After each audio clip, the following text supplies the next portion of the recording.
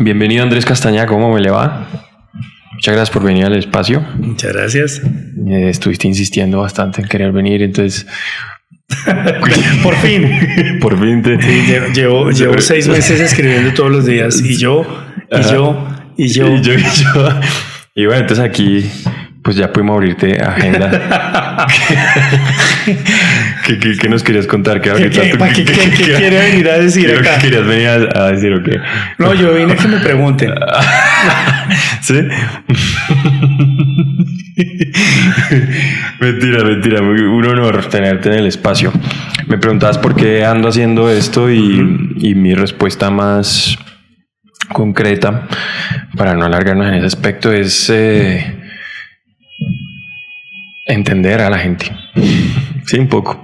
Como entender sus oficios, entender con más tranquilidad también cuál es ese arte en el oficio de cada una de las personas que pasa por acá. Hay mucha arte, hay mucho oficio. Sí que es algo que podemos hablar también. Pero en todo caso sí me da mucha curiosidad ver cómo se desarrolla una pasión en alguien y cómo la expresa, ¿no? Creo que también este formato genera relaciones. Un tipo de relación específico que no sé cuál es todavía, pero que siento que lo forma unas relaciones muy específicas donde hay una confianza que luego es que también se ha dado este formato específicamente mediador que se llama el podcast para hacer una suerte de catarsis pública. Sí, entonces como que si te sientes también con las ganas de soltar algo acá que será público más adelante, pues bienvenido sea, claro que sí. Pero en todo caso es un poco para eso y por eso pues bienvenido de nuevo. Había una serie en los 90s que se llamaba Frasier, no sé si tú la viste, que era sobre un psicólogo en la radio. Entonces la gente llamaba y él tenía conversaciones con esa persona y de eso se iban yendo los capítulos, ¿no? Sí. Yo he visto personajes así. ¿Tú te viste Love? Es una serie de Netflix por allá hace unos 5 o 6 años. Love. Sí, de esa serie es como medio underground, no sabría cómo llamarlos, que no fueron como mainstream, una cosa así que todo el mundo estaba viendo tipo Calamar, pero que pegó allá en los Estados Unidos, se llamaba Love. Y en todo caso el protagonista trabajaba en una emisora y en esa era el personaje como el que tú mencionas, el man se llamaba el Doctor Amor y la gente llamaba estoy con el Doctor Amor hoy, a ver Doctor Amor, ¿cómo le va? No, es que tengo tal conflicto en mi relación, ¿no? Y el man como que les aconsejaba qué hacer con sus relaciones. Bueno, vamos a ver qué me aconseja usted, man. Pues yo en realidad siento que tú eres una suerte de Doctor Amor. ¿Yo? Sí, en la vida. ¿Por qué? Pero no como específicamente hacia el amor, sino hacia o bueno, puede ser una suerte de amor también, de ver el amor. Pero estoy refiriéndome específicamente a todo este trabajo que haces en las montañas. Ajá. Ok. Sí. Ok. ¿Y qué? No sé, ¿tú dirías que sí o no? O si nos quieres contextualizar más un poco. Bacano.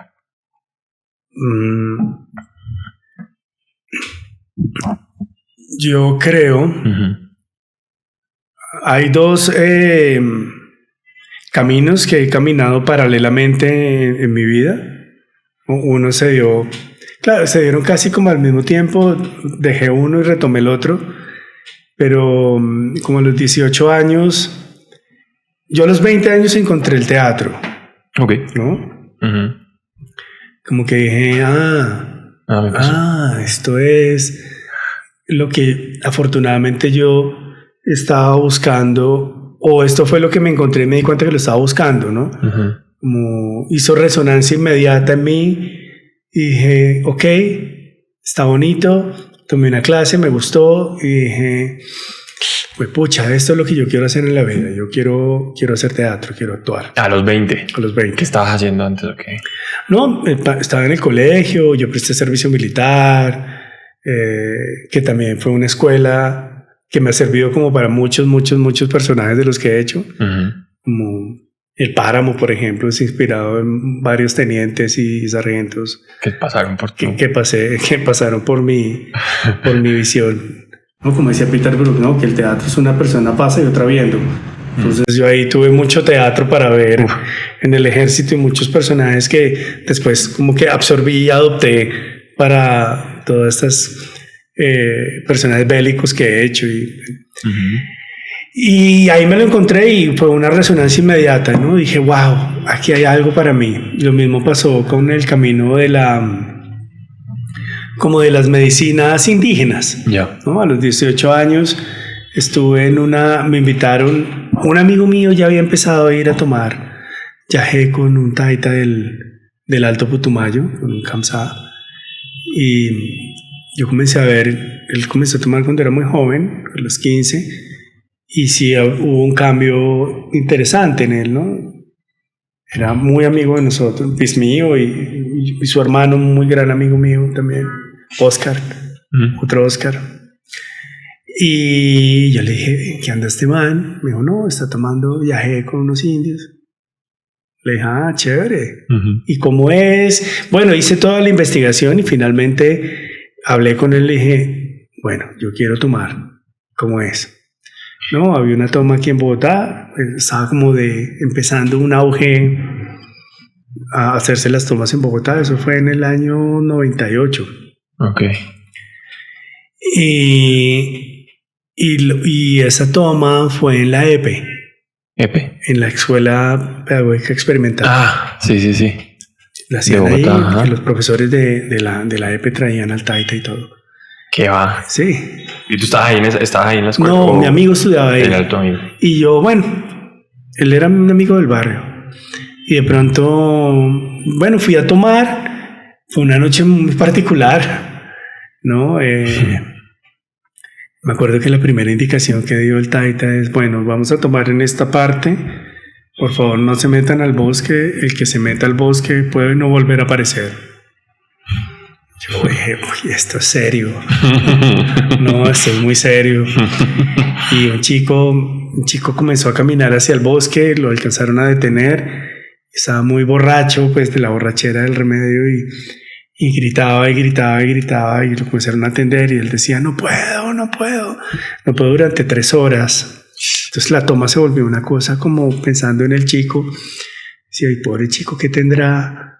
¿No? Al final gritó sí puedo y todo el mundo aplaudió. Porque dije, acá hay algo, se mueven cosas, ¿no?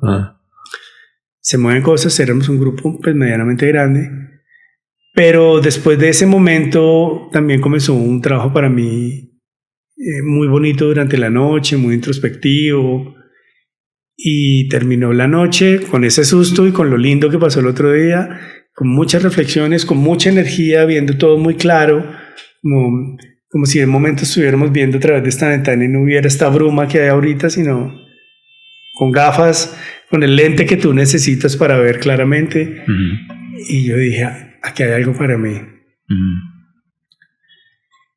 Después, bueno, seguí mi camino y lo retomé a los 24. O sea, pero de esa primera, perdón, ¿cómo fue así la experiencia como tal? O sea, tuviste a man. Fue una experiencia, sí, primero una experiencia muy como de observador de qué está pasando acá, cuántas personas son, ay, esto sabe raro, está frío, está lloviendo, ¿no? Como una serie de condiciones exteriores que yo estaba como ponderando y analizando qué es lo que sucede alrededor.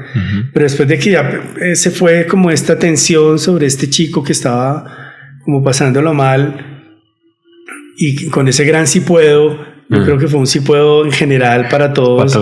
Como, todo está bien, ¿no? Y fue muy bonito porque fue muy introspectivo, fue yo no vi ni tigres, ni serpientes, ni águilas, ni cosa que mucha gente dice que ve. Yo no vi nada, ni plumas, no vi nada. ¿No? Mi conexión con ese momento fue muy introspectivo, fue hacia mí, como si estuviera viendo una pantalla de cine, ¿no? Y escenas de mi vida diciendo, bueno, en esta situación estoy en este momento, como un poquito reflexionando introspectivamente sobre el momento que estaba viviendo, que eran mis 18 años. ¿Qué voy a hacer con la vida? ¿Qué va a pasar ahora? Ya había prestado servicio militar, salí del servicio militar.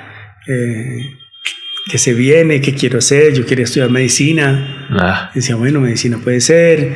Y como que todas esas preguntas también, la planta en ese momento era dándole uno un poco una tranquilidad sobre no hay una prisa, y más bien estaba como disfrutando de ese momento de poder reflexionar, ¿no? Como tomarse el tiempo de detenerse, porque yo creo que muchas veces, hoy día nos pasa a todos, ¿no? Hoy a la edad que tengo también, uno esta vez está tomando una decisión mientras va dirigiéndose hacia algún lado, ¿no?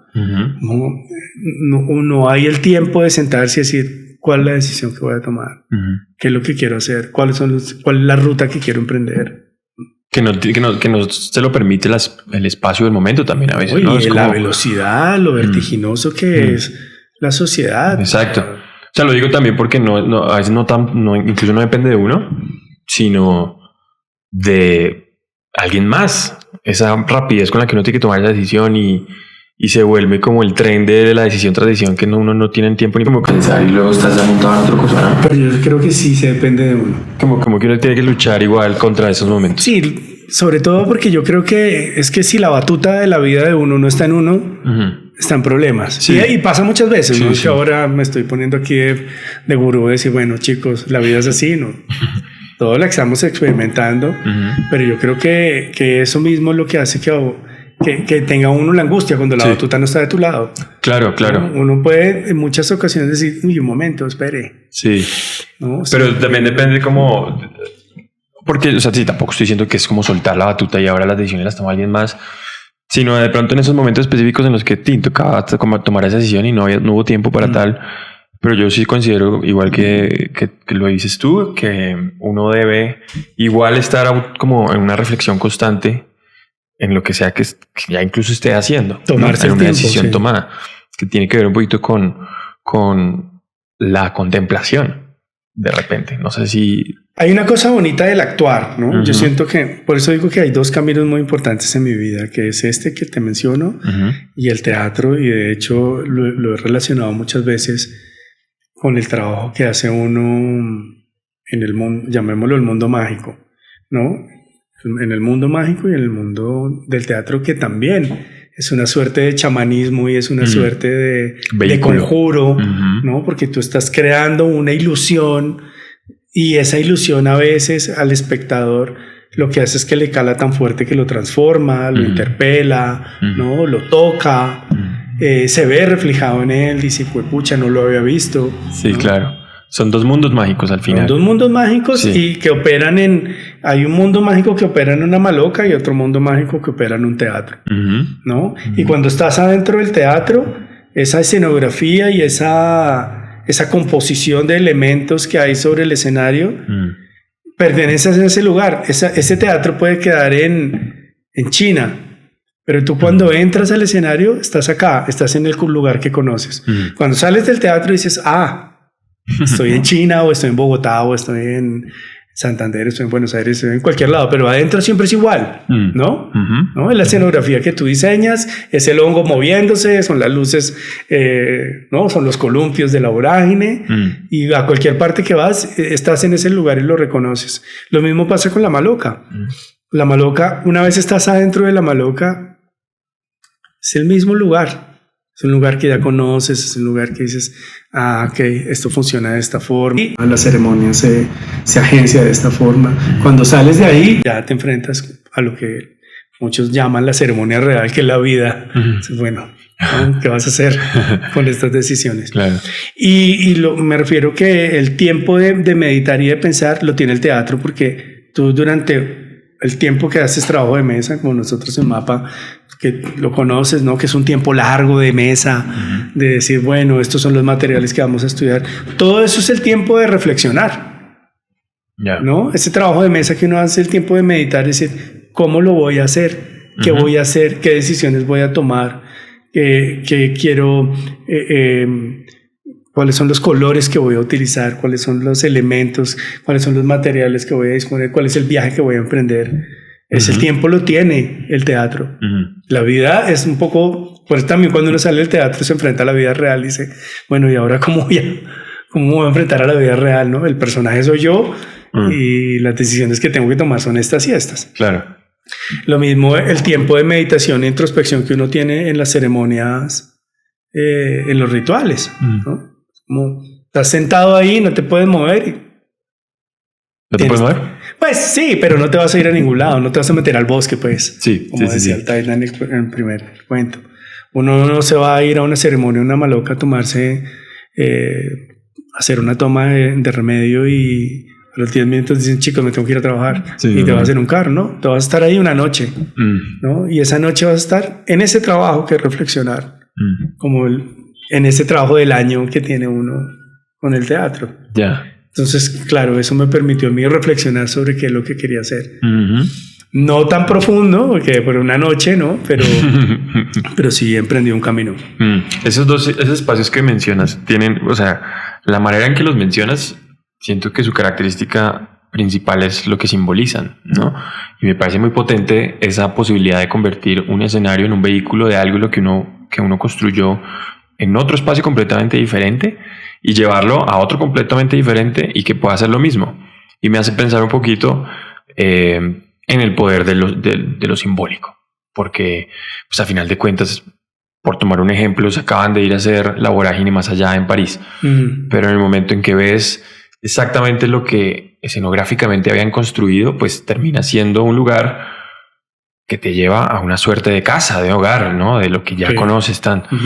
Y eso no sé qué tan simbólico puedas o qué tan poderoso puedas sentirlo.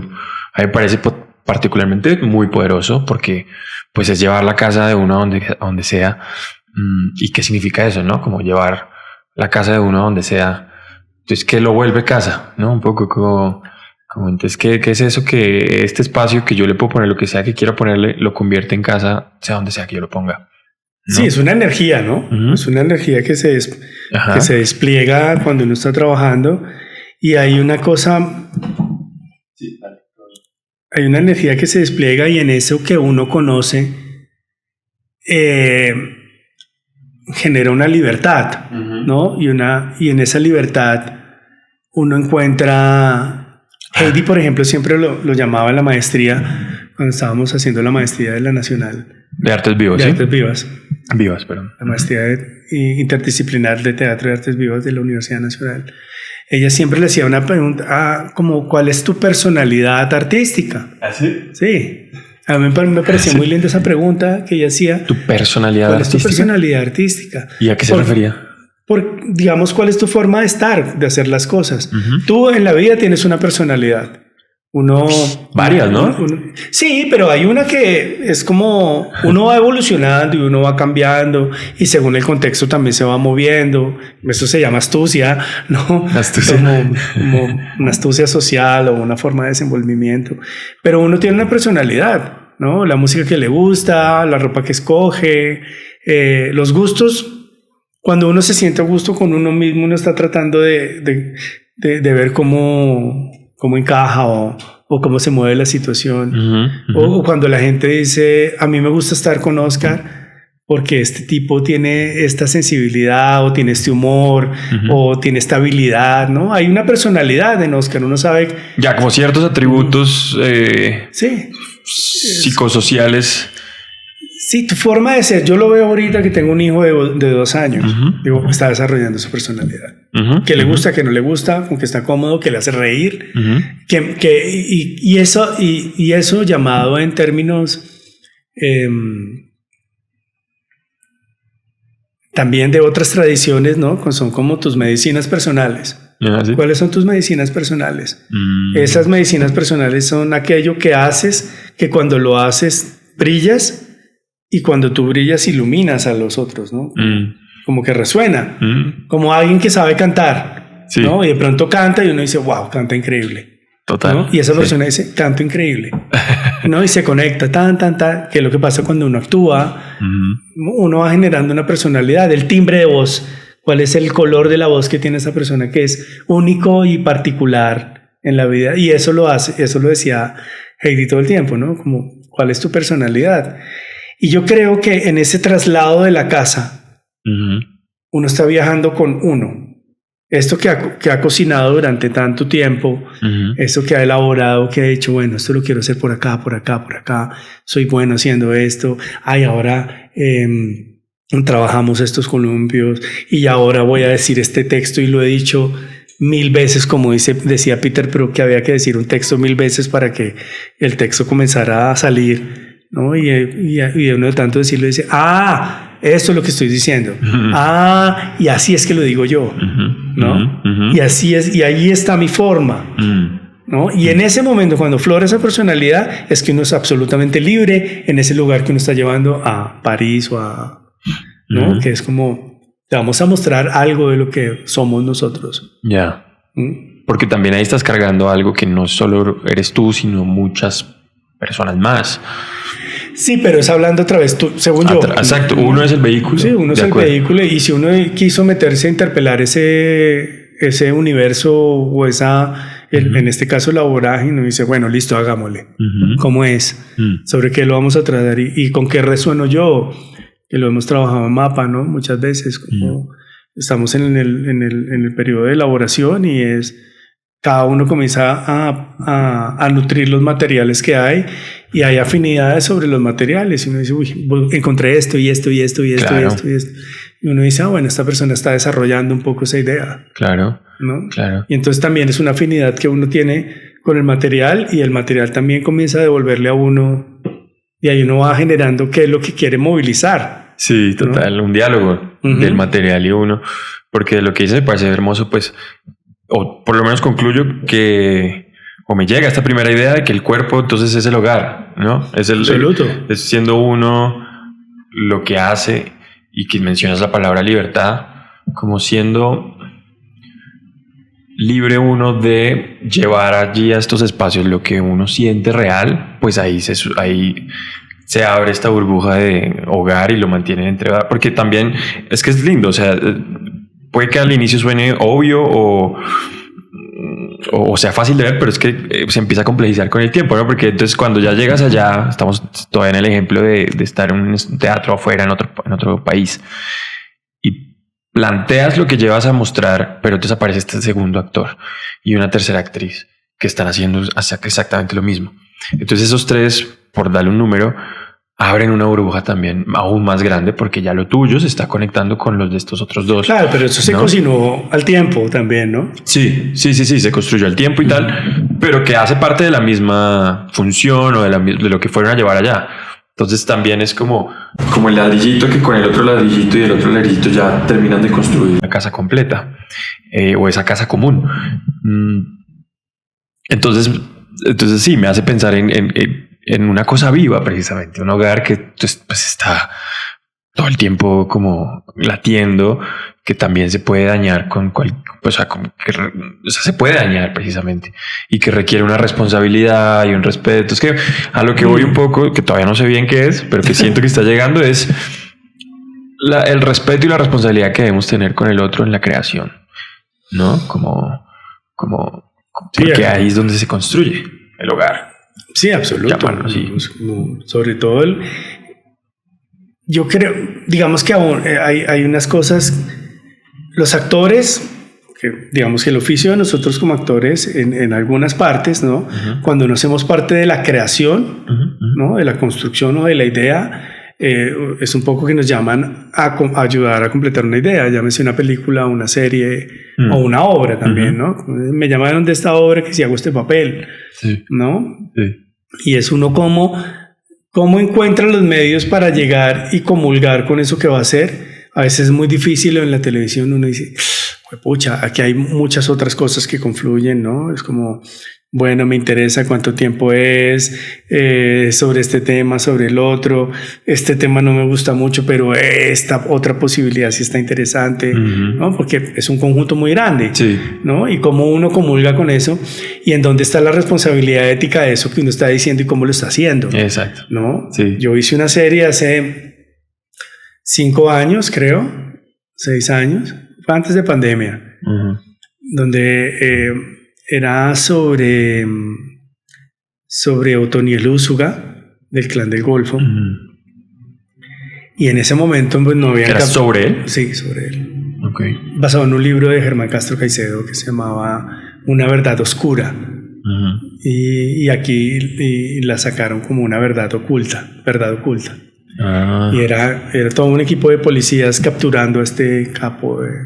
Ok. Pero en la serie nunca dijimos, eso lo decimos ya porque eso ya pasó y ya todo el mundo supo que era eso, pero en ese momento era muy tabú como sobre esto, pero no podemos decir que sobre esto, sobre el libro de Germán Castro Caicedo, pero le vamos a cambiar. O sea, es como, estamos haciendo una serie sobre eso, pero hagan de cuenta que no. Pero de todas formas, era un hombre que en ese momento estaba libre y cometía pues todas sus víctimas estaban vigentes, había una obsesión de él por las vigentes. ¿Cómo si sus víctimas estaban vigentes?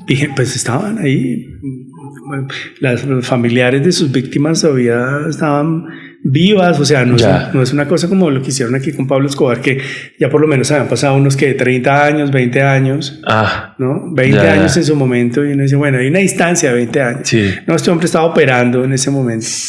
Y entonces, para mí era muy complejo decir, bueno, ¿cómo interpreto a un hombre que va a causar mucho daño y que en ese momento su rostro no era tan conocido como es hoy? De un modo u otro yo estaba poniéndole mi rostro a ese rostro, sí. Pero yo pensaba mucho en las víctimas, cómo es, o sea, estas personas van a ver. Claramente. Y van a ver que yo llego y hago tan y mato aquí, mato allá. Para mí eso me generó un conflicto, porque sin decir que las víctimas de Pablo Escobar no vieron eso en su momento, pero yo decía, esto es actual, ¿no? Como la responsabilidad de llegar a eso, como no volver eso un espectáculo también, ¿no? Como glorificar a alguien que quizá tratar de, ¿no? o tampoco ponerlo, o desde mi trabajo como actor, de una vez ponerlo con la etiqueta de ser malo, ¿no? Porque también sería muy pobre para uno y muy aburrido para uno, y muy fácil también decir, no, es que es malo y ya, entonces todo lo que voy a hacer lo hago así, ¿no? Pero para mí era sobre todo pensar en el otro, ¿no? ¿Quién lo va a ver? ¿Cómo lo va a ver? ¿Cómo lo va a recibir? ¿Qué tanto dolor va a sentir cuando como revictimizar algo? Claro, que está muy vivo, que está muy ahí. Eso para mí fue una pregunta durante ese tiempo. ¿Y cómo lidiaste con eso? No. Fueron 9 meses de rodaje en La Dorada Caldas y era pesado, ¿no? Sí. Todo el tiempo, porque decía, era como abrir el periódico, ¿no? Esto es actual. Este tipo cometía en la serie todo tipo de delitos.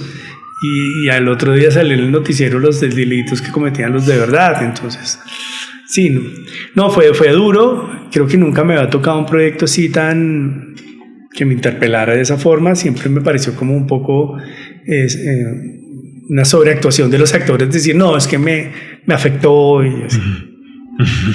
Parece raro, ¿no? Pero sí me afectó. Sobre todo por pensar en el otro, ya que hablas del otro. Sí. La responsabilidad que tiene uno con el otro. ¿No? Porque digamos, en el caso volvemos al caso del teatro, en el caso de La Vorágine, nosotros estamos hablando de algo ahí muy fuerte, ¿no? Número uno, pues La Vorágine es una denuncia a la cauchería, ¿no?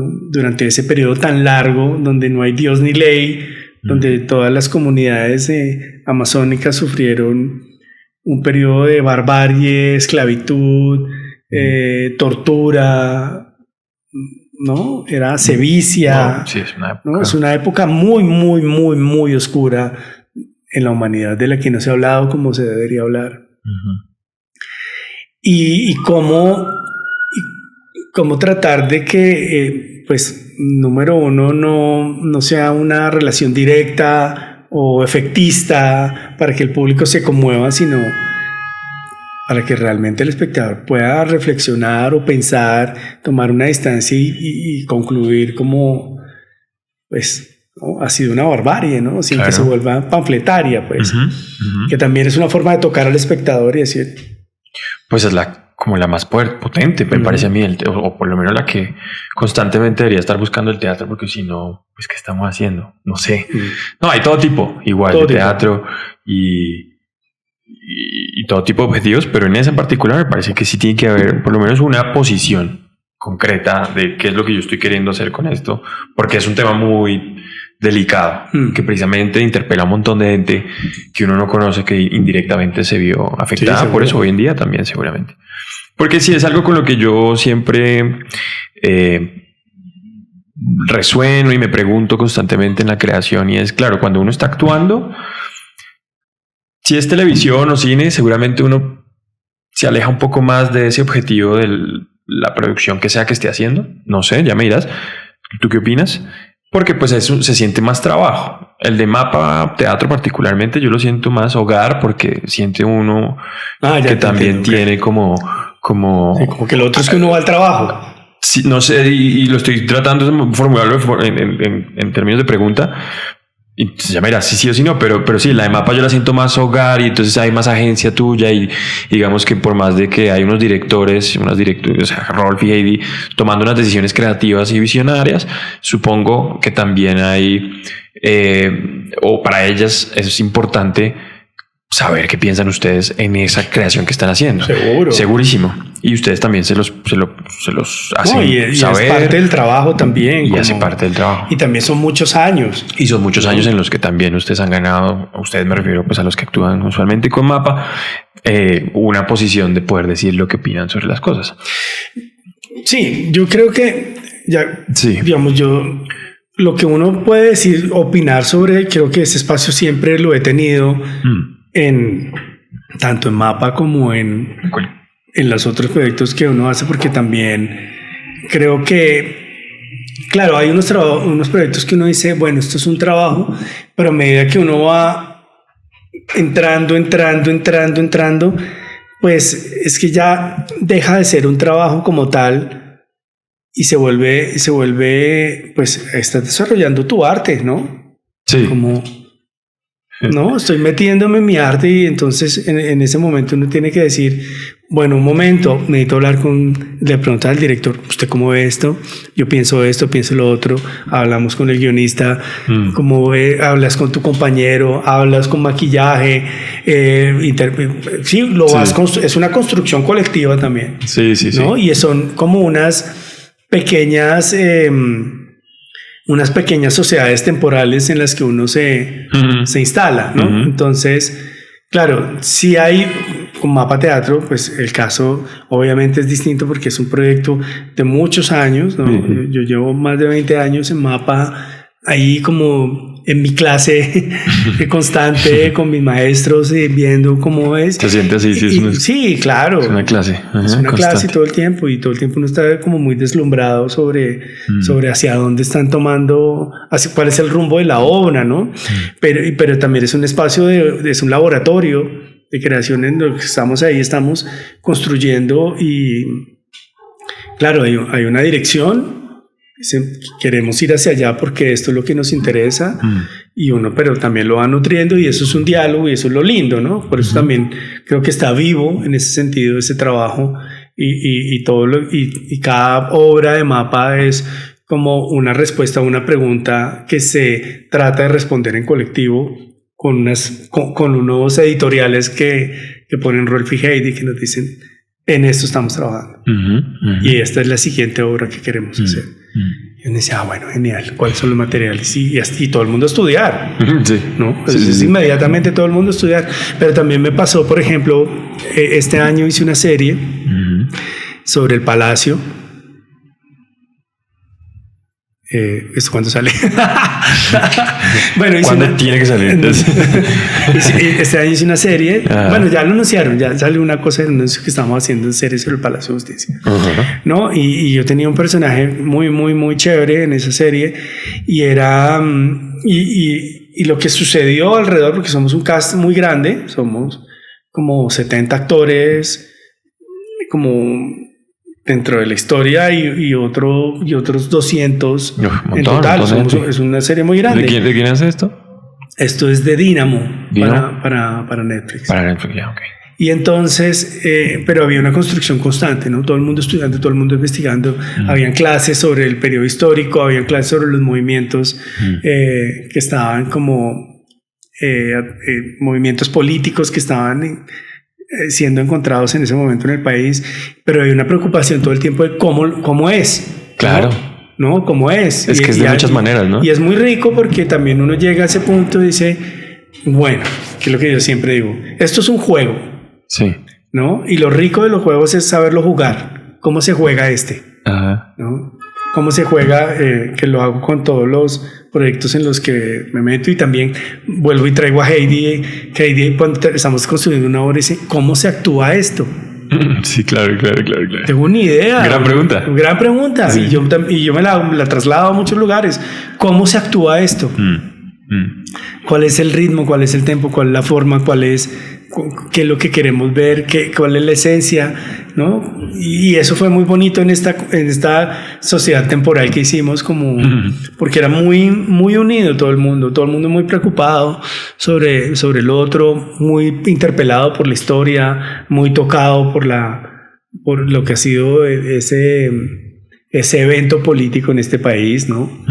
Claro. No, pues. Y era muy bonito porque todos estábamos construyendo algo, y una escena buena que tú veías es un gol también para ti, porque es como, si esta escena en este nivel está en esta serie, pues qué bueno, porque sube el nivel, ¿no? Claro. Y sube el nivel del arte, y sube el nivel y sube el nivel del agua, güey. Vamos a hacer la pausita, tenga para ver porque hay una pausa. Pausita. Espérate, ¿dónde tienes un trapo? Todo bien, ahí en la cocina, pero tranquilo. Vale.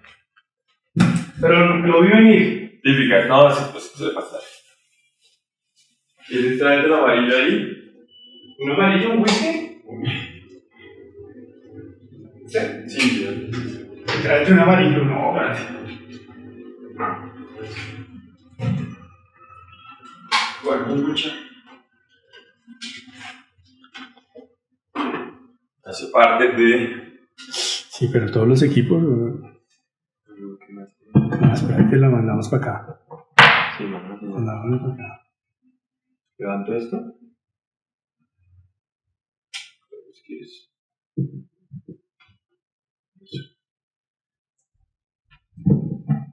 Eso. Bueno. Pero ábrelo. Eso. Ahí está. ¿Listo? Ahí lo tenemos. Y aquí está. Sí. A ver.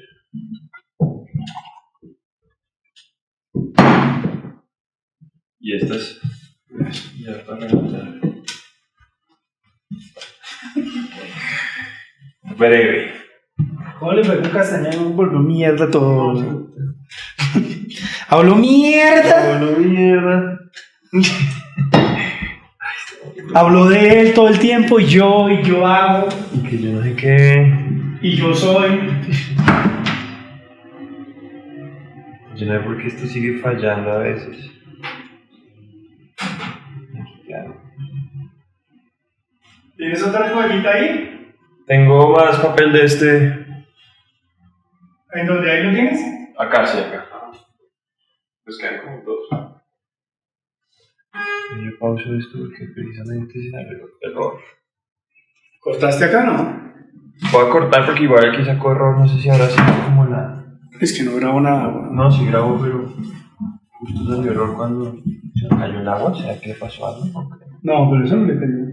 ¿No es cierto? Igual ahí está grabando, pero es que dice write error. Está chévere ese azul. Es bien bacana, pero ya está fallando. A ver.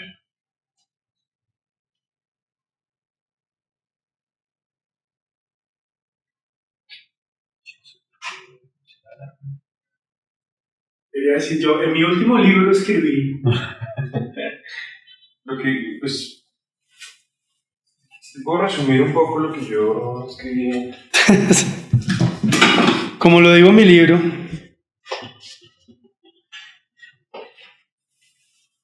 Bueno, ahí como que ya se arregló.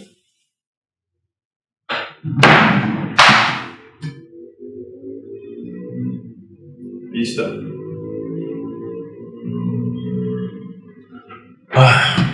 ¿Seguimos o qué? Vale. Voy a aprovechar de ver si se está grabando.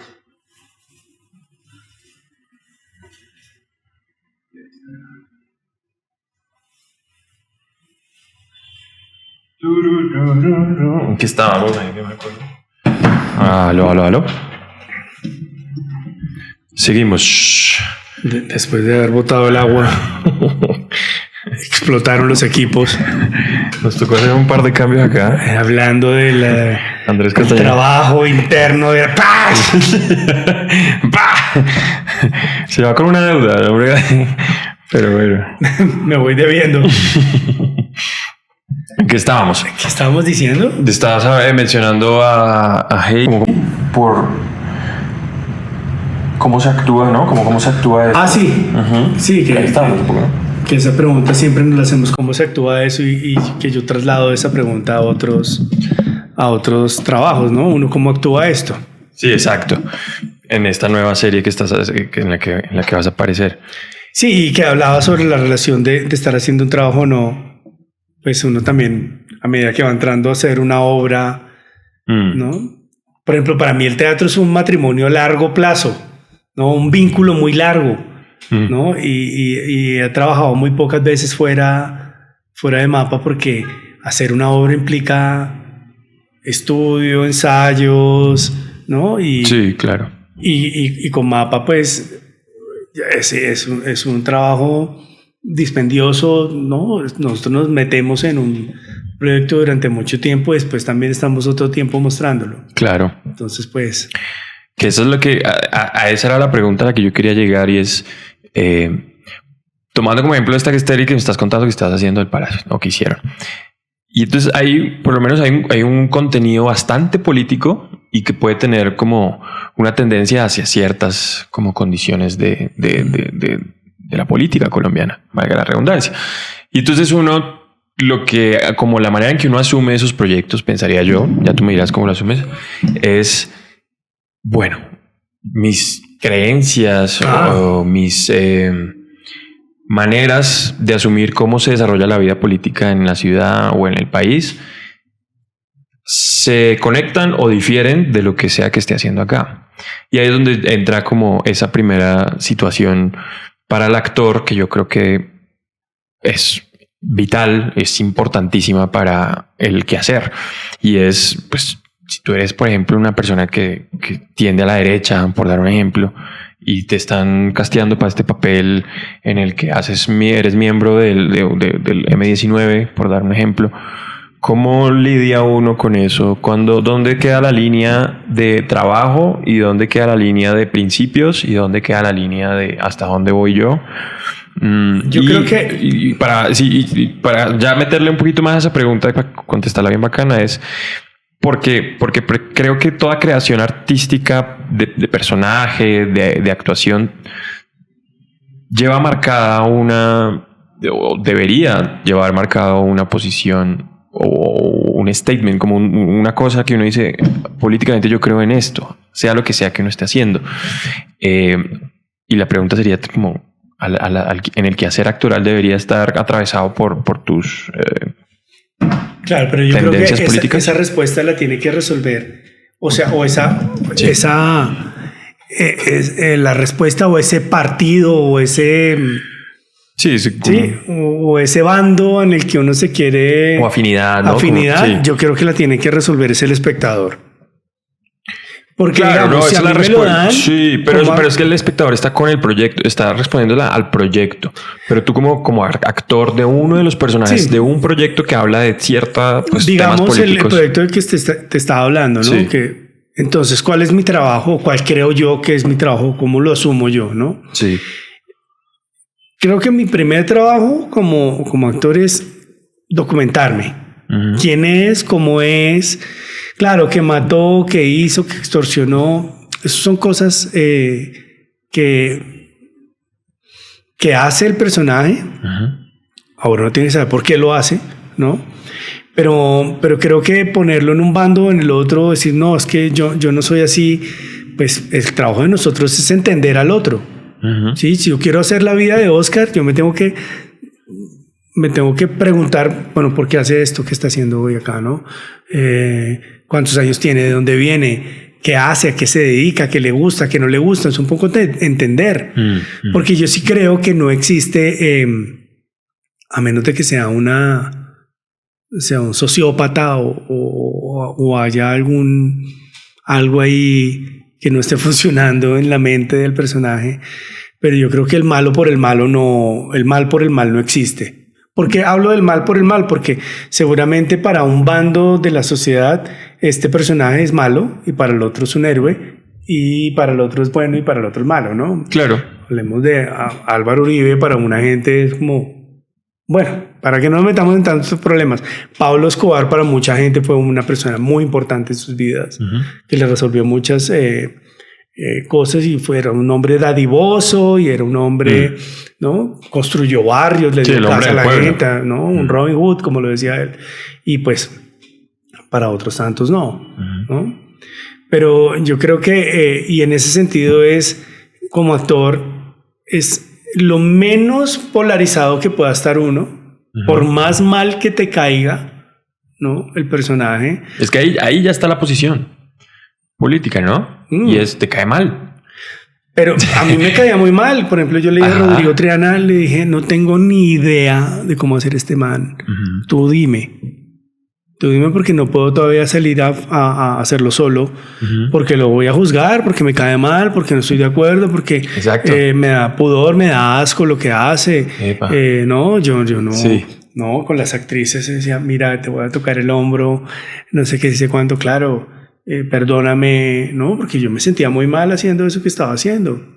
Exacto. Pero mi trabajo es que ese juicio que yo ejerzo sobre este personaje no se vea. Claro. Porque cuando se está viendo, entonces, o si yo digo es malo, entonces lo coge así, ¿no? Entonces, se nota. Como dice Pedro Miguel Rosso Flores, se vuelve el malo muajaja, ¿no? Muajaja. Sí, ¿no? Exacto. Sí, o la buena de Mariela del Barrio. Ay, no es tan buena. ¿No? Sí. No, un personaje, nosotros tenemos el potencial. Uno no sabe aquí que yo salga ahorita de este edificio, que no vaya a pasar nada, pero que me obligue la vida o que me ponga, ¿no? Este hombre que acaba de atacar, detener o derribar a uno de los francotiradores o... ¿El de Sydney? El de Sydney, ¿no? Un tipo está ahí, tiene una frutería y ese hombre se lanza sobre el otro, lo derriba, le quita el fusil. Uno no sabe si ese hombre es bueno, si ese hombre es malo, si ese hombre le pega a la mujer, si ese hombre le da plata a los pobres. Uno no sabe nada, pero el acto que uno ve ahí, uno genera una empatía solo por un acto. Okay. O sea, sí, tú no viste, no un close-up al señor y bueno, ahora míralo, mira cómo huye el asesino. No, el tipo hizo una acción. Es un plano muy abierto lo que uno ve en las noticias, pero ya hay una empatía y el público decide. ¿No? Ya todos decidimos héroe. Y sí. O sea, después el hombre lo entrevistaron, es un musulmán, ¿no? En esta guerra que hay ahorita tan tenaz. El hombre dijo, yo no me pregunté si eran, de dónde eran, solo dije, hay que hacer algo, gente, hay que hacer algo. Sí. Y yo creo que eso lo tiene que hacer un actor también. Yo no tengo que preguntar si este personaje cae bien o cae mal o es no sé qué. Cuando uno ya logra entrar a ese universo, entender que uno dice, lo tengo, ¿no? Ya sí, yo sí me muevo acá, es parte de mí, me puedo parar de cabeza y es ese personaje. Ahí ya uno puede comenzar a mover los hilos, ¿no? Claro. Porque también está escrito un guión, ¿no? No es uno como un loquito moviéndose por todo el set, queriendo hacer lo que uno hace, sino, bueno. ¿Y qué hago en este planteamiento de la escena? Pero ya como soy libre, ya lo conozco, ya lo entiendo, ya... Sí, puedo reaccionar. Ahora sí puedo lo puedo matizar, puedo jugar, ¿no? Jugar con él. Pero hay que entenderlo primero antes de que tú... Y uno logra entender cosas de uno también. Sí, claro, uno empieza a verse reflejado en esas pulsiones que tiene uno. Y pero claro, porque siento que la pregunta va a ese punto y incluso un poquito antes, y es, claro, ¿en qué momento haces tú las paces con la idea de que vas a hacer este personaje? Porque inmediatamente lo que viene después es, una vez hechas las paces con la idea de hacer ese personaje, pues empiezas a entenderlo, ¿cierto? y empiezas a descubrirlo y a matizarlo. Y entonces un poco, seguro que me cuentas, entiendo, es que encuentra la manera de hacer un poco más humano a este personaje que pues tiene estas características. Entonces, sí, la pregunta es esa, como, ¿cuál es? ¿Cómo hace uno las paces? ¿Es un tema financiero? ¿Es un tema de reto actoral? ¿Es un tema, no sé, con el hecho de hacer un personaje que a uno le cae mal? ¿En qué momento hace las paces con eso? No, yo creo que eso es una delicia, hacer un personaje que a uno le caiga mal, ¿sí? ¿no? Como es una delicia un personaje que uno admire. Me dice, uy, Dios mío, voy a hacer este personaje que admiro con todo mi corazón, sí, que me parece un ser humano impresionante, que me parece con una postura política increíble, que no, que ha pasado, es como uno dice, no puedo creer, gracias, uno le prende una vela y dice, gracias, sí, por permitirme hacer esto, y para mí es un honor. ¿Cuál es ese? Es que no lo puedo nombrar. Ah, acaba de pasar. Sí, acaba de pasar. Ay, qué chimba, felicitaciones. No, y para mí era como un orgullo muy grande en ese sentido. No, y lo es todavía, y bueno, está bien. Y también en ese sentido es como no se me puede notar el enamoramiento que tengo por este personaje, porque ahí se lo vuelvo Mariela del barrio. Es el trabajo opuesto. No, es el trabajo opuesto. Es como, bueno, ¿por qué? Ah, no, pero le gustaba esto y era terco en estas otras cosas y ¿no? Sí, que también pasa. Es que es encontrar siempre el punto medio para que uno pueda decir, lo pueda habitar y pueda jugar, ¿no? Sin estar pensando en, ay, voy a hacer esto para, sino estar. No, yo creo que eso que dice las paces con un personaje que uno no quiere, primero, sí, uno a veces dice, uy, quiero hacer esto, me quiero meter ahí. Exacto. Pues, pucha. Exacto. ¿Cómo es? ¿No? Sí. ¿Cuánto tiempo? No, porque uno está vibrando en esa energía. ¿No? Yo me acuerdo cuando hice el Páramo. Después del Páramo yo estaba dando unas clases y cualquier cosa echaba uno que otro madrazo. Pues yo soy de muy pocas groserías, quienes me conocen lo saben, muy pocas, casi nunca, ¿no? Y me decían, profe, ¿qué pasa? Yo decía, vengo de echar la madre todo el tiempo, a toda hora, todas las escenas, como el exceso de vocabulario mal hablado. Se extendió esa vaina. No, se extendió. Entonces, claro, uno comienza a vibrar de esa forma también, ¿no? Uy, eso me pasa cuando yo veo una película. No sea la película que sea, si uno la vio, o sea, si yo la vi completa, salgo con los ojos de esa ficción al mundo real. No sé si te pasa. Que es como, de la nada uno siente, entonces si era Misión Imposible de Tom Cruise, entonces sale uno y es como a botarse por esta ventana aquí ese piso. Sale como más arriesgado, sale como sí, como claro. hacer algo. No, y uno lo ve en los niños. Por un ejemplo, exacto, y pasa en los niños y pasa en todo el mundo. O sea, siento que es esa misma sensación de se extendió algo como que se absorbió en lo que uno es, en la energía vital y por un rato, si uno lo deja de alimentar, pues ya luego se va, pero por un rato sigue ahí. Y también aprendes el poder del cine, ¿no? Si vas a ser un abogado, entonces comienzas a leer, bueno, ¿y qué le pasó a este man? ¿Y qué leyes movió? Y no, o sea, uno documentando. ¿Es un abogado? Documentando. ¿Es un abogado? O sea, uno documentando. Descubriendo el personaje. Claro, pero sí, me parece que es importante, porque si uno lo proyecta 5 años, 10 años después, uno va a ser visto como ese personaje y lo van a asociar contigo, y en la calle cada tanto te van a decir, hey, ahí va tal. Y entonces uno, pues, siento que éticamente debería pensar de esa manera también, ¿no? Como esto es algo que va a quedar ahí. No, me pasaba con este tipo tenaz que dice, ¿no? La gente me decía cosas en la calle y me asociaba, y además lo amaron. A la gente le encantaba ese malo. Yo decía, ¿por qué? ¿No? ¿Cuál era? Se llamaba Uriel Surria. Uriel Surria. ¿No? Y me encanta. Y yo decía, pero le encanta, hermano, no manches, sino matar gente. Y era un tipo muy malo. Pero bueno, por una otra razón que no entiendo cuál todavía, es un personaje que generó le fascinaba a la gente, ¿no? Sí, le fascinaba.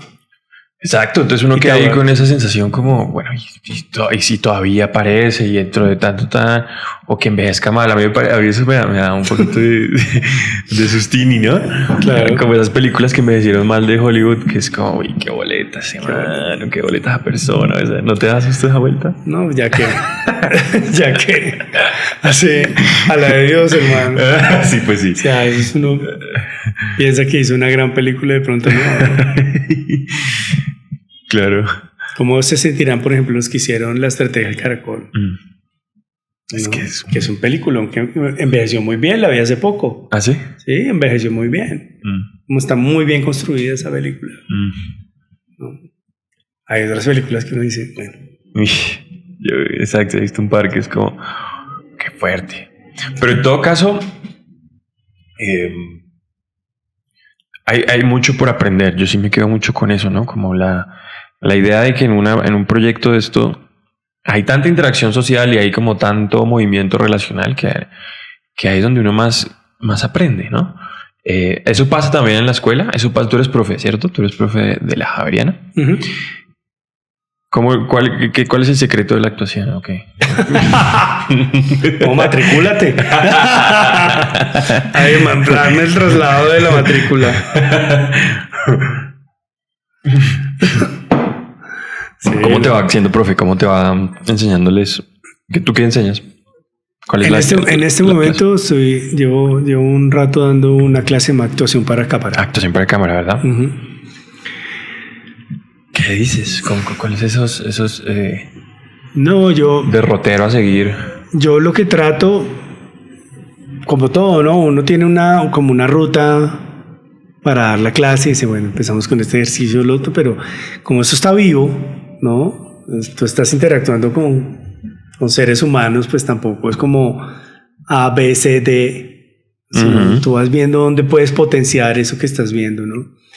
Pero lo que más trabajamos, esa clase la compartimos, somos dos profes, Isabel Gaona, Chava Gaona, y yo. Entonces nos dividimos como el semestre, ¿no? Hagámoslo por acá, hagamos esto, hagamos lo otro. Uh-huh. Pero, por ejemplo, lo que yo trato con ellos es que encuentren su personalidad. ¿Sí? Uh-huh. ¿Cómo lo harías tú? ¿Cómo le llegas tú a decir ese texto? ¿Sí? ¿Dónde está lo que uno está diciendo? Entiendan lo que uno está diciendo. Porque a veces uno lo ve, ¿no? Hay muchas cosas que la gente piensa que ser actor es repetir un texto sin equivocarse. Ay, no, se lo dijo de memoria.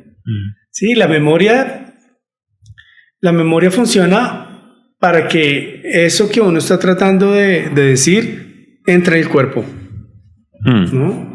Porque y lo pasa a uno cuando uno está diciendo un texto y está pensando en la hoja. Entonces yo veo la hoja, veo la coma, veo la tilde, veo la página, en mi cabeza volteo la página y digo, voy acá, pum, acá hay un salto, aquí taché, aquí voy aquí, ¿no? Ahí lo vas siguiendo y lo vas viendo.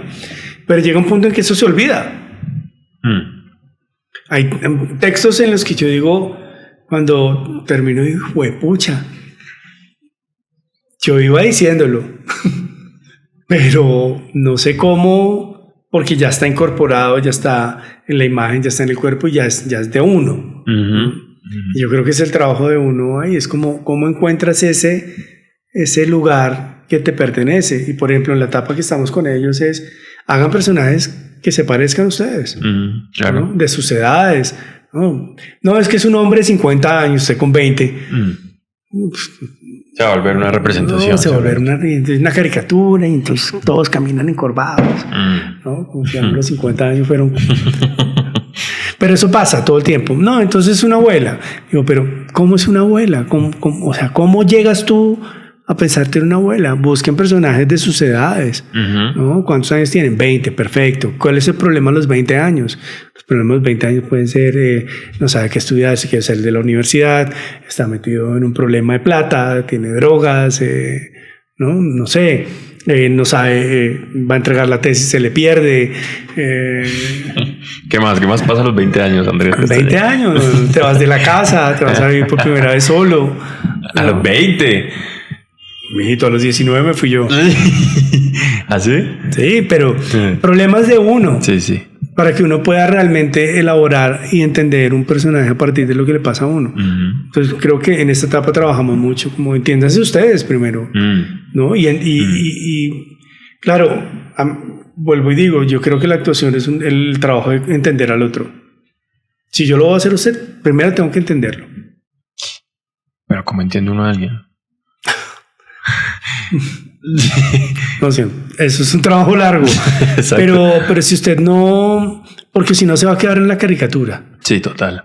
Si usted no hace el esfuerzo por descifrar algunas capas, ¿no? Como una persona que le fascine el cigarrillo, bueno, entonces por lo menos ¿cuál es la necesidad de ese fumar que le genera fumar? No es como voy a fumar es malo, no lo hagas o lo va a fumar porque él se fuma, sino cuando lo pide. Es como un acento, cuando tú haces un acento, estás tratando de hacer no sé, un caleño, entonces la gente mete el mira, ve en todas partes, ¿no? El oís, el mirá, el ve, tiene un lugar donde se mete, como los rolos, ¿no? Tenemos un lugar donde uno mete las vainas del rolo, tiene un lugar exactamente donde es metido y un porqué. Sí. Y eso también es entender por qué uno utiliza esas muletillas o esas onomatopeyas ¿no? Como en la vida, por qué esa persona tiene esa debilidad, por qué le afecta esto, por entender un poquito al otro. No es como, no, es que yo lo voy a hacer, porque yo creo que ahí es donde comienza a aparecer una caricatura. Entonces soy malo. Sí. ¿No? A mí en un proyecto me decían, pero corta, no, mire un poquito, ponga cara de malo, bueno, que parece el oso Yogi, me dijo. Le digo, yo puedo parecer Kung Fu Panda, papá, pero lo que me va a determinar a mí es lo que voy a hacer, no la cara que voy a poner. Mis acciones son las que determinan qué tipo de persona soy. O sea, ese hombre, salta sobre el atacante, lo ataca por la espalda, era un hombre muy grande al que derribó. Ambos eran grandotes. Sí, ¿no? Muy grande. Lo derribó. Digo, ese tipo tiene algo en su espíritu. A mí qué me importa lo otro, las acciones lo que determinan quién es esa persona. Potente eso, ¿no? Porque lo lleva a un acto real. Un futbolista, lo vi, creo que era cae un búho sobre la grama y llega el hombre y lo patea. Tú dices, ya sabes quién es. Sí. Ya se dejó ver. Entonces yo creo que son las acciones, lo que determina a un personaje son sus acciones. Sus acciones. Y hay que entender por qué hace lo que hace. Eso es un poco lo que yo trabajo con ellos. Ya, porque sí, termino viendo entonces de lo que cuentas una suerte de parque temático donde uno juega a la vida, ¿no? Donde pues, porque tienen como esta salsa un poco filosófica la actuación, en el sentido de quererse preguntar por qué, ¿no? Como el porqué de la acción tomada por tal persona, la razón por la cual, por llevar tus ejemplos, se fuma el cigarrillo. Y si uno ahonda en esas preguntas, eventualmente llega a una esencia y a por lo menos otras preguntas más profundas. Es que me acordaba algo, estaba hablando con Julián Díaz. Sí. Ahorita. Un abrazo a Julián. Sí. Con Juli tenemos nuestras conversaciones profundas sobre el teatro y, claro, ¿no? En sus viajes tenemos horas de caminar juntos y estamos hablando. Y yo le decía a él el otro día que ahora que estamos hablando de este tema, me acuerdo, claro, más que entender, es conectarse con un espíritu. Es conectar, y ahí vuelvo al chamanismo, ¿no? Como yo me conecto con el espíritu de esta persona. Y en ese sentido, que es lo que siento un poco, que es lo que trabajamos nosotros en MAPA. Porque en MAPA nosotros no trabajamos en la construcción de un personaje, como tú lo viste, ¿no? No es que vamos a hacer Arturo Cova y cómo Arturo Cova y cómo se movía y qué le gustaba, y si fumaba cigarrillo o no fumaba cigarrillo Arturo Cova, sino es una esencia, es una energía, es una tensión, es un espíritu. Como invoco a este espíritu y me conecto con ese espíritu para que su esencia esté ahí, sin llegar a representarlo, ¿no? Ay, como se mueve igual, le habla igual, Sí, pero la esencia de la persona. Divino. Yo creo que ese es el trabajo que conecta esos dos mundos de los que comenzamos hablando acá. Es como conecto con el espíritu de la otra persona para que ese parque temático pues tenga una vibración. Pero ¿cómo encuentras ese espíritu que mencionas? No, yo creo que no sé, eso... Ahí sí ya es tema de método, ¿o qué? Yo no sé, eso se da. Eso es como cuando uno está enamorado, ¿no? Usted le dice, no, pero es que enamórese. Sí. ¿Cómo la enamora? No sé, regálale flores. Usted le dice, compre no sé qué, llámela. Sí. Invítale a salir, dígale cosas. Puede ser que no te funcione, ¿no? ¿Y qué hago? ¿Cómo siento cuando estoy enamorado? No, mira, se siente así, como que una alegría o como un éxtasis. Solo lo vas a saber tú cuando te enamores, ¿no? Esa conexión con el otro se da. Es una búsqueda. Por eso hay tantas técnicas, métodos, ¿no? Podemos hacer viewpoints, podemos hacer Meisner, podemos hacer Stanislavski, podemos hacer impro, podemos hacer lo que sea, pero en algún momento hace y ahí le enchufe y dice, ahí estoy enchufado. Se trata entonces de enamorarse del personaje. Sí, yo creo que sí.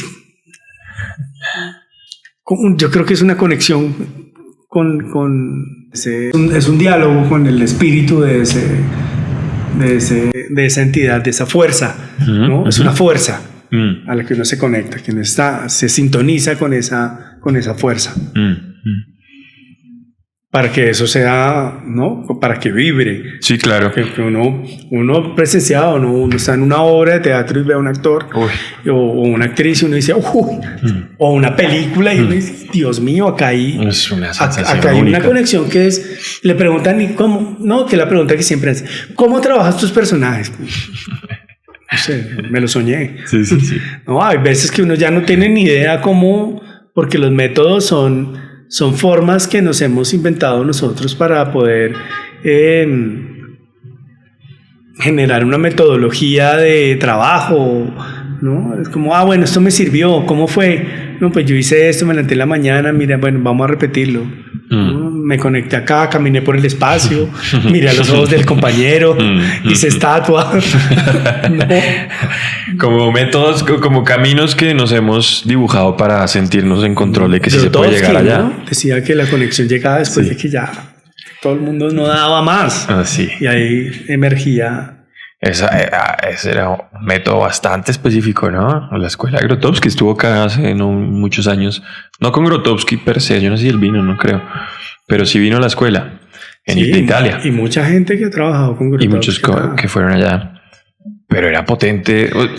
No sé tampoco cuál era su método específicamente, pero esta cosa de sacarla como con unas vibraciones y cantos para que eventualmente algo se conectara y empezaran a llorar. Y el cansancio.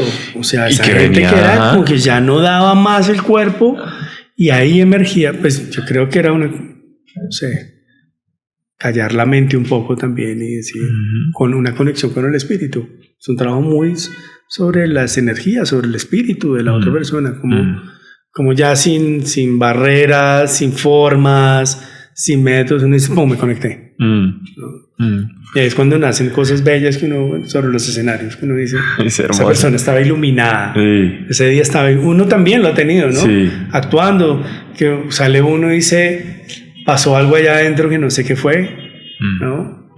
Que para mí fue increíble, como wow. Sí, yo lo vi ayer. De hecho, lo vi ayer en esta cosa de Navidad que están haciendo en la Plaza de la Santa María. Gente muy chévere, gente haciendo cosas muy, muy potentes, físicas, como cosas físicas muy, muy, muy difíciles. Pero yo solo conecté al final con los dos, la pareja, pues, que bailaron, se echaron un baile así, yo no sé qué formato sea, como un baile acrobático, una suerte de baile acrobático. Pero en todo lo demás aparecían 40, 30 personas haciendo y se ve muy hermoso. Pero yo conecté, fue con la pareja, el man y la chica que salieron y bailaron durante 5 minutos. Una cosa que uno sentía, si ese man no la agarra, se rompe el cuello en una caída de esas, se matan y se sentía así. Creo que tiene que ver con eso, como una cosa de performar, pero no sé si la palabra la performar, sino de ejecutar, una cosa de accionar a un límite en el que uno no está pensando, porque es que yo siento que si ese man pensaba o esas chicas se ponían a pensar, salía mal ese movimiento. Pero entonces siento que tiene que ver con claro, eso, ¿no? la actuación tiene que ver, en el momento que usted piensa sobre el escenario, se apaga. Sí. Si lo estoy haciendo bien, ya, se va, se suelta. Está uno ahí conectado. Y entonces estamos hablando de eliminar lo racional, de eliminar la razón, la conciencia prácticamente, como yo creo que dejar de razonar. Yo creo que es enchufarse con otra conciencia, con otra razón, con otra... Por eso digo que es conectarse con un espíritu, con el espíritu de Oscar. ¡Ta! Y después de tanto trabajarlo, uno logra encontrar una energía. Pues es el trabajo, ¿no? Yo no sé, digamos, si esta pregunta no se la hace a Daniel Day-Lewis, ¿qué dirá? ¿Dónde hace ese clic ese man? Que es impresionante, ¿no? Es impresionante su trabajo. ¿Cómo uno le pide permiso a esa energía para conectar con ella? ¿Tú hablaste con Koba de alguna forma? No, yo creo que... Por dar un ejemplo. Yo creo que es como un mensaje que uno manda, ¿no? Una invocación, hablemoslo de invocación. Ok. ¿No? Tú estás haciendo Koba. Sí. ¿No? Y comienzas a decir, pum, y Koba, y estudias todo el día. Pues de una u otra forma, yo creo que hay una cosa que o te deja o no te deja. ¿No? Nosotros hicimos esta obra de la luna en el Amazonas. Divina. Con Mapa, y era muy, muy interesante porque empezamos a trabajar sobre la última escena de la despedida, la anterior obra a la luna en el Amazonas. Es una escena en la que un chamán tiene una conversación con el espíritu de Marx. Sí, el cuadro está ahí, ¿no? Sí, el cuadro está ahí, y están hablando sobre una mina de oro, sobre el oro. Entonces digo, la siguiente obra es sobre el oro, el oro y el territorio. Y trabajamos con una gente de Marmato, hicimos como todo un trabajo con el universo del oro, y seguimos preguntándonos. Y ya dijimos, no, el territorio, los campamentos de lo que eran las FARC se deshabitaron y volvieron a tomarlo las comunidades que estaban ahí antes. Quienes se desplazaron, existían comunidades desplazadas por autodeterminación o aisladas por autodeterminación. Claro, hablemos de eso, comenzamos a trabajar eso, que era ser un aislado, ¿no? Estas comunidades aisladas, mal llamadas los no contactados, comunidades no contactadas. Y comenzamos a trabajarlo y comenzamos a investigar. Bueno, llegó un texto muy hermoso de Guimarães Rosa que se llama Mi tío el Jaguarete, sobre que es como Guimarães Rosa es como un Gabriel García Márquez o como un José Eustacio Rivera para Brasil, que documentó muchos de sus viajes de la selva y habla sobre esta figura del sertanero y sobre los brujos y sobre los tigreros y, ¿no? Todo este universo selvático y chamánico de la selva, y era sobre ese texto. Y comenzamos a trabajarlo, y yo me interesé mucho por ese texto y dije, ahí las afinidades de lo que hablamos, ¿no? Y lo trabajamos y teníamos que presentarlo en Madrid, en Matadero.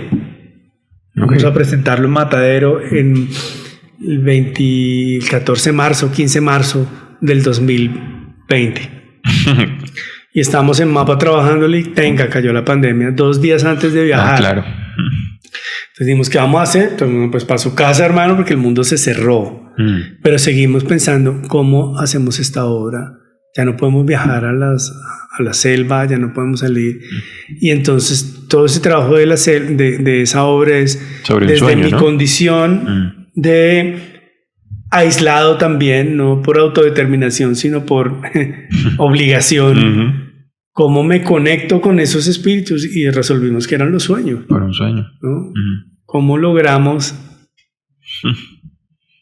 Y entonces decía uno de los textos o cosas que encontramos en conversaciones con comunidades, y decían que los chamanes a las afueras de sus malocas se sientan y con el pensamiento bloquean para que otros no lleguen o permiten su entrada.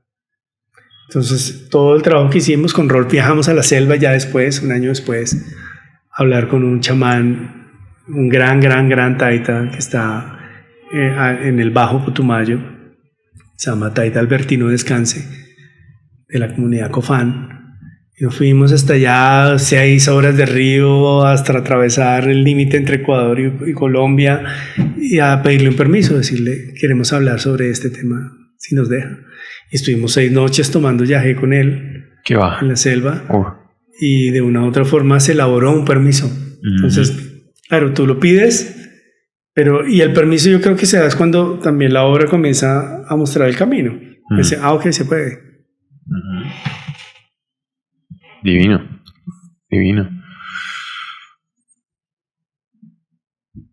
Claro, es una forma. Es una forma. Ahí se plantea algo que ahí está muy específico. Esa fue la manera, como yendo allá, pidiendo permiso y mediante los sueños. Contundente. Y yo creo que cada obra o cada cosa es como cómo lo actúo, cómo lo hago, cómo pido el permiso, cómo me conecto, cómo invoco. Es una invocación. Es como que ahí es donde se sale de esa rama filosófica, siento yo, porque yo insisto en que si tiene esta cosa de preguntarse e irse a profundo y llegar a unas esencias o esencialidades, pero luego ya te sales de lo que se pueda probar tangiblemente de alguna forma y solo queda creer un poco e invocar, que ya se va a un lugar en el que uno no sabe pues es bonito creer, la palabra creer, porque la gente cuando va al teatro dice creí o no creí, ¿no? Y es esa conexión que uno puede ver en una persona que sí fue vehículo. Había un encuentro en Basel sobre Amazonías y comunidades, ya no me acuerdo cómo se llamaba. Bueno, el hecho es que nosotros estábamos presentando La Luna en el Amazonas allá y hay una escena final sobre Suiza, este texto, ¿sí? Sobre este texto de Guimaraes, que yo la hago y estaban unos Yanomamis. ¿Qué es eso? Una comunidad que está en el norte de Brasil. Ya. Yanomami estaban sentados y había un jefe Yanomami con su corona de plumas en el público. Y entonces me decía, bueno, con todo el respeto, no, vamos a presentar esto, porque pues también está como si estamos apropiándonos de esto o no, porque estamos hablando en nombre de ellos, y yo lo único que invocaba es mi relación profunda que tengo con este mundo. Yo voy a hablar de algo que yo sé, que yo he visto, que yo he vivido, que yo conozco, que lo he sentido en mi cuerpo, en mi sangre, en mi espíritu y en mis entrañas, ¿no? Sí. Y entonces, como con todo el respeto, voy a traer este mundo que conozco yo, ¿no? Y al final hubo un conversatorio con ellos, con este payé. ¿Ah, sí? Y él decía, él no utilizó la palabra creer, como, ay, ya les creí, sino dijo algo muy lindo, dijo, es que yo sentí mi mundo ahí, ¿no? Como ustedes trajeron parte de mi mundo, fue lo que yo vi. Y dije, bueno, cumplimos, ¿sí? Porque no es en la medida del engaño, que yo siento que hay una diferencia en esa cosa del actuar. Yo si te engaño a ver si tú me crees que yo soy. Sí. Yo creo que no es por ahí, sino es la conexión que yo traigo. Mira, esto es algo que yo conozco y yo sé hacer. Y estoy movilizándolo, estoy agenciando esta fuerza para ponerla acá. Creo que es importantísimo eso, saber de lo que uno está hablando, ¿no? Es el estudio, como de qué vas a hablar. Creo que eso es primer paso. Porque el otro es cañar. Pero que ahí es donde falla. Te engañé. Sí. Pues yo creo que sí. Pues, se vuelve un truco. Pues no sé, es como... Porque es cuando se vuelve, claro, uno no todas las veces, no estoy diciendo, no, es que Castañeda cada vez que llega usted se transforma y hace una invocación y le entra el personaje, no convulsiona, voltea el ojo y ya se transformó. Claro. Hay veces que uno no conecta nada, ¿no? Y se siente raro. En una novela que tiene que hacer uno 90 capítulos, 18 escenas diarias, claro, no conectas. No, es que me conecté con un espíritu. No, hay cosas que es la técnica, la forma del estudio, el conocimiento de tu trabajo, ¿no? Y dices, bueno, como actor, ¿qué hago acá? Y tengo que agenciar y tengo que entender, obviamente, lo que estoy diciendo y cómo lo hago, pero pues no hay tiempo de esa conexión divina de la que estoy hablando, que no sucede, pues. Sí, no es todos los momentos, porque a veces simplemente no ocurre. Ocurre. Y como no es un paso a paso. Y es técnica. Y ya uno dice, bueno, sí, que aprendí acá, tan, y me conecto. Sí, pero pues cuando uno realmente se conecta, cuando hay un vínculo de ese nivel profundo, espiritual, ¿no? Ajá. No quiero sonar como el gurú ahora. Mañana recibidos todos en mi maloca para aprender a actuar. No, pero sí. Obviamente. Pero también el conocimiento de lo que uno hace dentro de su formación y su arte, ¿no? ¿Cómo se hace esto? ¿Cómo se hace el otro? Porque eso sí se ve. Cuando un actor o una actriz tiene formación, uno dice, esta persona sabe resolver desde muchos lugares, no únicamente por medio de la inspiración, ¿no? Se vuelve resolver algo. Micho, ¿en escenas eso? Es un asunto de resolución. Hay veces que uno, lo digo, digamos que ahora, las últimas cosas que hemos hecho aquí en Colombia, que se están tomando un poquito más de tiempo, ¿no? ¿A nivel audiovisual te refieres? Sí, ya, es que antes uno, te lo digo, yo llego a rodar 30 escenas diarias. Eso es una locura, y no hay tiempo para sentarse a conectarse espiritualmente con el otro, sino es la máquina física, mecánica, racional, trabajando y resolviendo hago esto porque tienes que resolver a una velocidad impresionante, que yo lo agradezco porque también ha sido un músculo de entrenamiento, decir, bueno, este volumen de trabajo uno lo transforma y uno lo ve y dice, bueno, resolvimos, maestro, está muy bien, y me creo, y todas esas cosas del engaño, ¿no? Importante. Pero ahora también, digamos, hay proyectos en los que se ruedan 3 escenas diarias y uno también lo agradece. Es como, claro. Tengo tiempo de decir, ¿cómo hago esto? ¿Cómo cojo este micrófono? ¿Cómo acá miro para allá? ¿Qué tal si me inclino? ¿Qué tal si no sé qué? ¿Qué tal si en este momento miro? O este texto. No, reflexionar, que es una belleza sobre lo que uno va a hacer. Pero hay veces que no hay tiempo. No hay tiempo. Pues sí, suena como algo que conocemos todos, ¿no? Que es que cada vez hay menos tiempo. Es muy raro. Pareciera, por lo menos. Ya para finalizar, porque sí, llevamos 1 hora y media. Echando carreta. No, chavo, no habla mucho. Y hay muchos temas que se abren. Muchos temas se abren y yo pues podría seguir. Habla mucho, no dice nada. No, yo creo que ha estado chévere. Hay pues que uno en las redes sociales termina publicando un montón de cosas, ¿no? Y por ahí te he visto activo, pues ahora que nos seguimos posteando mucho alrededor de situaciones globales del mundo.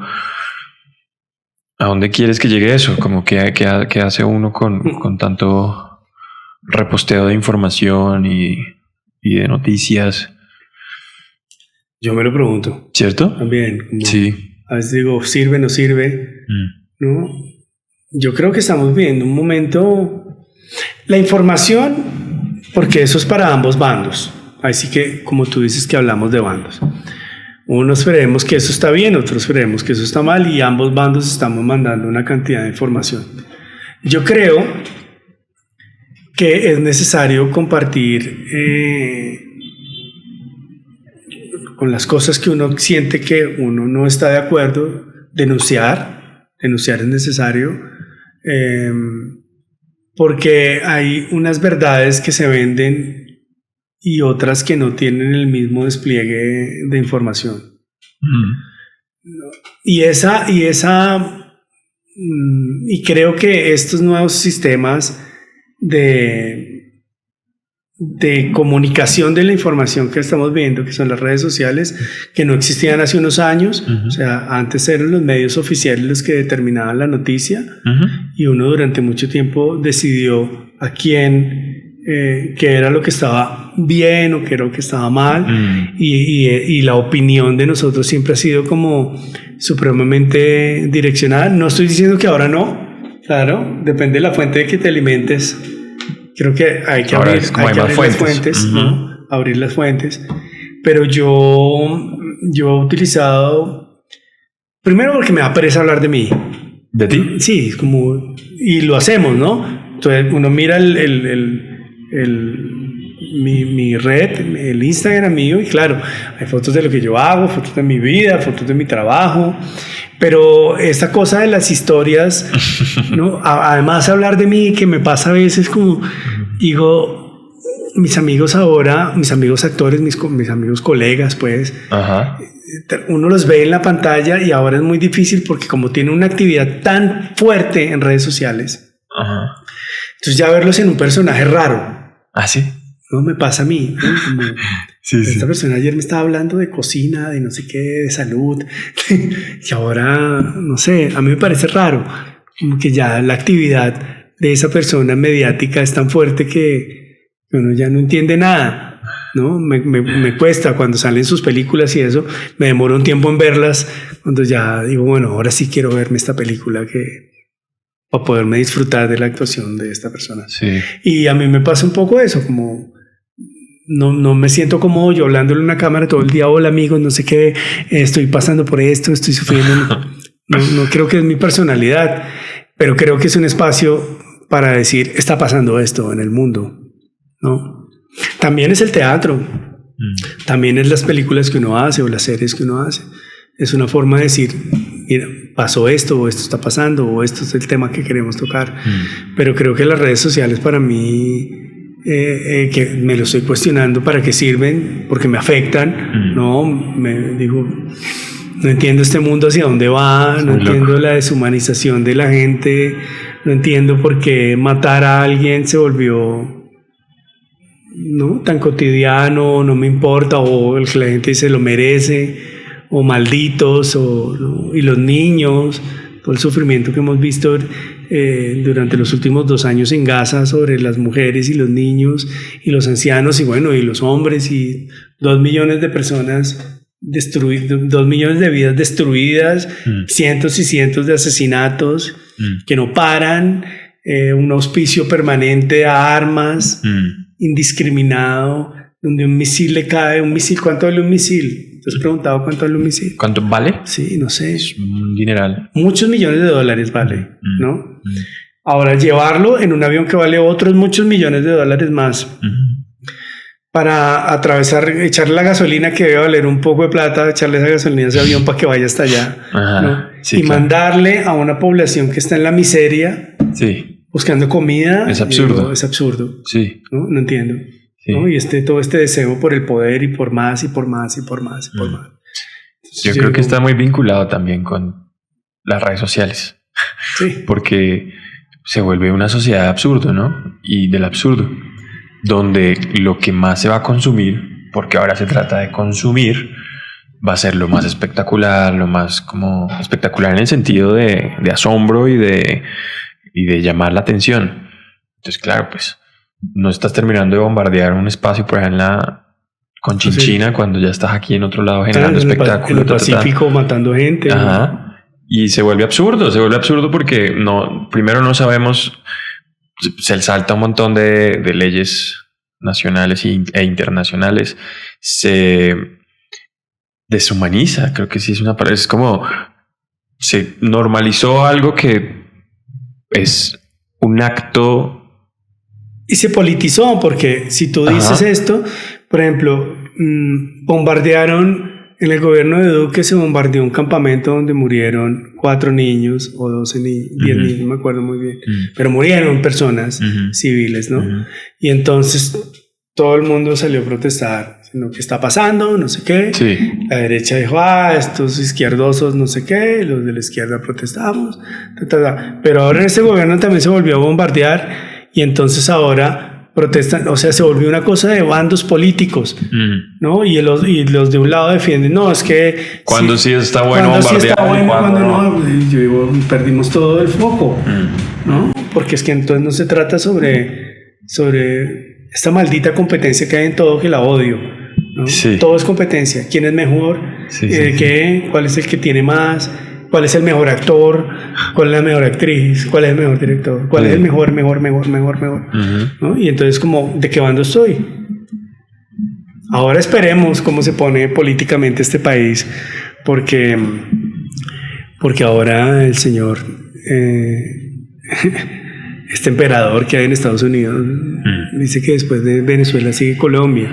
Entonces, se acabó, o sea, estamos viviendo una época, es como, yo decido qué sucede en el mundo. Y yo creo que es necesario decir, yo no estoy de acuerdo, y yo creo que eso es lo que yo hago con las redes sociales.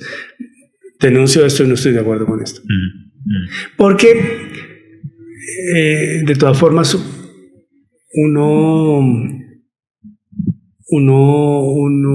es horrible decirlo, pero que uno tiene una plataforma donde por lo menos saben quién eres tú, ¿no?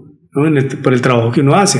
Dice, este man es un actor, o este man no sé qué tiene que decir. Yo creo que es necesario, si hay unas voces que se escuchan, que se pronuncie esa voz. ¿No? Hable, hermano. ¿No? Que es lo que le están pidiendo ahorita a muchos actores en el mundo, en Hollywood, en el mundo. Y no va a decir nada, todo es plata. Claro. Todo es plata, entonces porque yo trabajo en esto. Bueno, hay que tener una posición. Y ya la última preguntita sería, ¿cuál es esa acción que esperas que suceda después de haber denunciado? Que yo creo que está relacionada con lo que uno también hace como actor, ¿no? Ajá. Cuando uno hace una película es como, ¿qué conciencia se mueve? Mueve una conciencia. Yo espero que esa persona que vea eso, más allá de cualquier cosa, es como genera una empatía, porque a veces uno ve bombardeo en Gaza y todo el mundo pobrecito, y uno sufre por lo que está viendo, pero cuando sale aquí a la calle también hay gente que le está pasando muy mal. Y entonces dice, bueno, tal vez no puedo llegar a lograr en este momento ir hasta Gaza a hacer algo, o a Somalia, o a Yemen, o a Siria, pero sí lo puedes hacer con el que está al lado de tu casa. Hay gente en la calle, niños en la calle. ¿No? Entonces yo, pues, ¿qué es lo que me pasa a mí? ¿Cómo movilizas esa empatía y esa conciencia? Porque es que el mundo está mal, no a kilómetros por una pantalla, sino lo que estamos haciendo repercute en tiempo real acá. ¿No? ¿Cómo le puedes ayudar a una persona que su vida o su día por lo menos sea menos? Empatía, conciencia, reflexione un poquito. Vamos, está tenaz. De acuerdo, está tenaz.